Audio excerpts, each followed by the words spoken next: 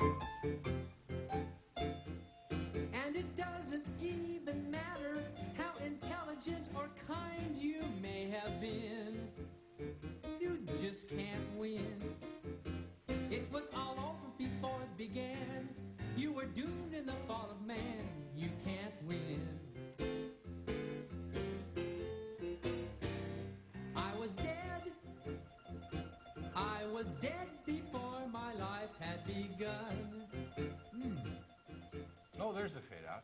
Hey, everybody. Welcome to the Atheist Experience. We're live. And as I am prone to ranting and getting passionate about certain things on both shows, on occasions, in order to add a little extra oomph to a rant, I might utter a word or two that some people might find objectionable. I don't do it very often on the Atheist Experience. I think there's a handful of F-bombs that made their way out.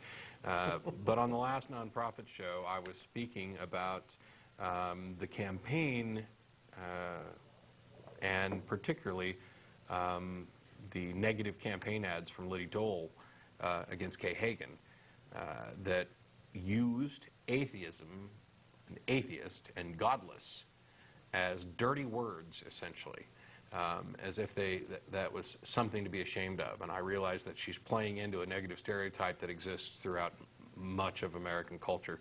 And when the ads first came out, I took her to task for it without getting too mean and supported Kay Hagan. And then Kay Hagan did something to make me embarrassed and ashamed that I'd bothered to defend her. Instead of coming out and doing what she should have done, which was say, I don't happen to be an atheist, but it's not a dirty word, and I'm here to represent all constituents, no matter what their religious views are. And so I take no shame in the fact that I met with people of a variety of beliefs. Instead, she did the, no, I'm not an atheist. How dare you call me an atheist? Look, here's my preacher. I teach Sunday school. And so I called her a word that starts with a T. I see. So that'll end up being discussed a little bit on next week Nonprofits. However, that's not what I want to rant about today. I will take some pleasure in, despite the fact that I was a little miffed at Kay Hagan for running from the A word like it was the plague, that she did win that race. And Liddy Dole, who sunk to abominable levels of negative campaign ads, got her ass handed to her. And what state was that, Matt? North Carolina, North I believe. Carolina? Mm-hmm. It was one of the Carolinas. I'm pretty sure it was North Carolina. Yeah. But what else happened this week with regard to the elections? Well, we were watching a whole bunch of different races that Right. had something to do with theology and religion, right? Yes. And obviously, I mean, there's no reason to go into great detail over the presidential race where Obama and Biden were elected. They're now serving president-elect and vice president-elect in preparation to be sworn in January. This was a very significant election that I don't want to downplay the historic importance. Oh, yeah. The idea that Americans have gotten to a point, perhaps it was that they were so disgruntled with the previous administration that race no longer was an issue. I'd like to think that we're at a point where we can elect, anyone.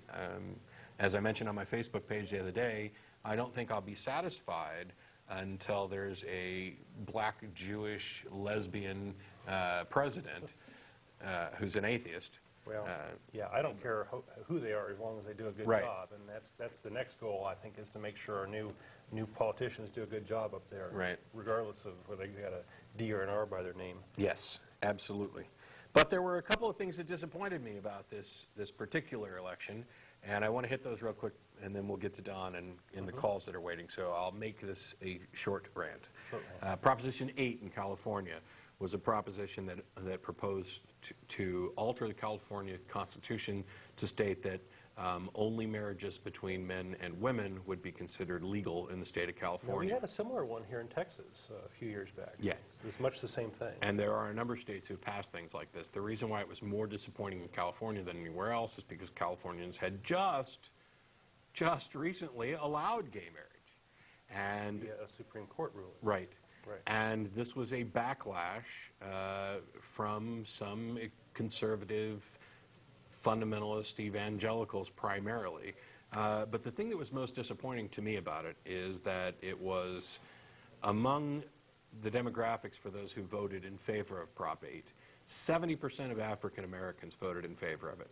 So on the same day, in the same year, in the same state that was critical to electing an African American as the next president of the United States, this particular minority, who has been wronged for so long in such abundance, overcame their own obstacles to help elect an African American to office, to change the outlook, change the face of America in the eyes of the world.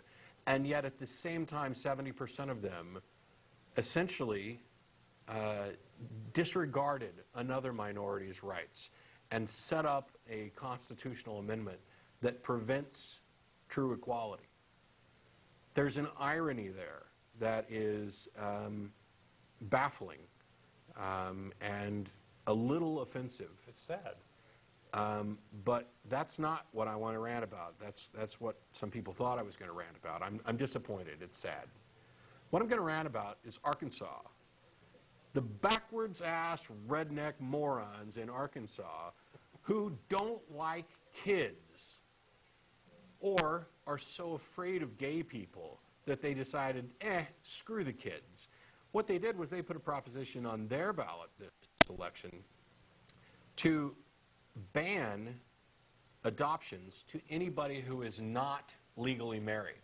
Now, this was clearly and transparently a way of preventing gays from adopting.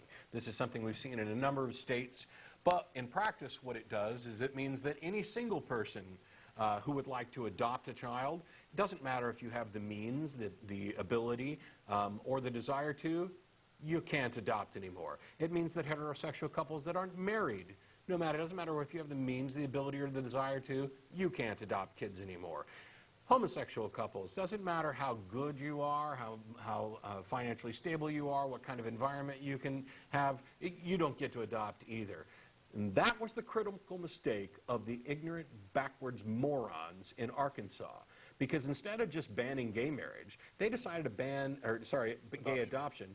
They decided to ban adoption from all of these people, which now means they've got a bigger base of people to fight when this thing comes back around. So I'm not disheartened by their ignorant and thoughtless and unconscionable act of not giving a damn about kids. There are tons of kids desperately in need of adoption, and all they want is a good home. And they don't give a damn if it's a single person, a heterosexual couple, a homosexual couple. They're just tired of being buried in the system. And the older they are, the harder it is to happen. And you people in Arkansas voted for a proposition that hurts kids because you're afraid of gays.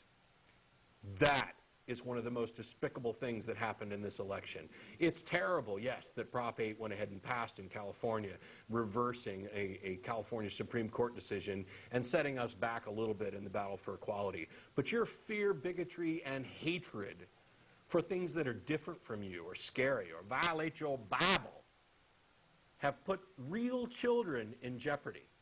And what I'd like to see is other states who aren't as backwards as you come into Arkansas and relieve those children who are burdened by your state's adoption system and move them to states that actually give a damn about kids, who are willing to place kids in homes where they'll be well cared for, where they're desired, where they're loved, and where they're not exposed to ignorant bigotry. And that's the rant for today. So how you doing? Doing all right. Good for you, Matt. Yeah, it was all I could do not to curse during that, but screw them. Yeah. Okay. Arkansas, like Colbert, you're dead to me. You're dead to me. Okay. Yeah, well, Texas has its moments too. So, yeah. And we've got moments coming up.